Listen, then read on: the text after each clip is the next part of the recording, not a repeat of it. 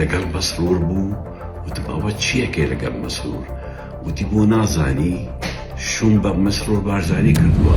مەکی ئامێدی مەلەفە سوورەکان هەڵدەداتەوە لە یادی سەردەشتەوە بۆ کچانهێنیەکەی مەسرور بارزانی. لە نوێترین دەرکەوتنیدا چالاکوان و ڕۆژنامەنووس مەکی ئامێدی جارێکی تر بێدەنگیشکان و بە گرتەیەکی ڤیدیۆیی پەیامێکی تونند و جارێک بڕی ئاڕاستەی مەسرور بارزانی سەرۆکی حکوومەتی هەرێمی کوردستان کرد.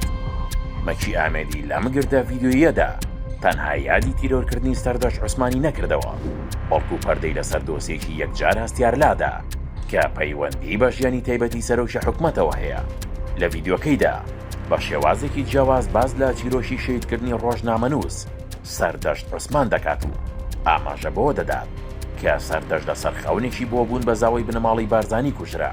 بەڵام ئامێدی لە پەیامەکەیدا ئەو چیرۆکە بە شێوازێکی تر دەنووسێتەوە و دەڵێت کە ڕاستی و خەونەکان لای ئەو پارێزراون. ئەوە بوو مەسرور بارزانی بەریاریدا و شەهید ڕۆژنامەنووس سەردەشت عوسمانیان شەهید کرد لەسەر خەونێ. ئەوەی لەم پەیامەدا هەرای ناوەتەوە ئاماژەی ناڕاستە و خۆکانی مەکی ئامێدیە بۆ هەبوونی پەیوەندێکی نهێنی و زەواجی مسیاری مەسرور بارزانی لەگەڵ خانمێکی خەڵکی شاری سلەیمانیدا.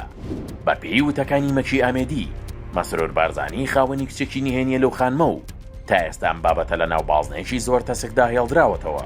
وتم ئەوە چیەکێ لەگەڵ مەسرور وتی بۆ نازانی شوم بە مەسرور بارزانی کردووە.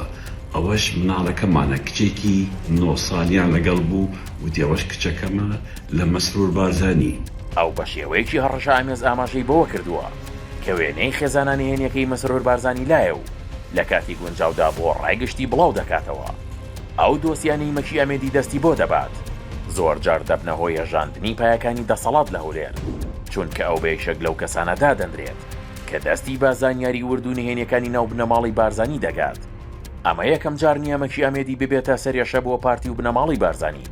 لە ڕابردوودا چەندین جار دەسەڵاتدارانی هەولێر لە ڕێگەی نێوەندگیرەوە هەوڵی دانوستانیان لەگەڵ داوە بۆ بێدانکردنی بە تایبەت لەسەر دۆسی گیراوانی بادینان. باز لەوەش دەکرێت کە ئامێدی دەستی بە هەندێک ڤیدیۆ بەڵگەی ڤیدیۆیی گەیشتووە کە بۆ پێگەی سیاسی کۆمەڵاتی بارزانیەکان مەترسیدارن و بەردەوامی جەخت دەکاتەوە کە سەرچاوەی زانیاریەکانی لە ناوجەرگەی دەسەڵات و دامەزراوە ئەمنیەکانەوەیە. ئەم ڤیدیۆی مەکی ئامێدی تەنها یادکردنەوەیەکی سادە نەبوو، بەڵکو گواستنەوەی شەڕی میدیای و سیاسی بوو بۆ ناوماڵی تایبەتی مەسرور بارزانی. ئێستا چاوەکان لەسەر ئەوەن ئایا پارتی کاردانەوەی دەبێت یان وەک هەمیشە هەوڵ دەدەن لە ڕێگەی فشاری تونند یان دانوستانی ژێربەژێر ئەم دۆسی هەستیارە دابخەن.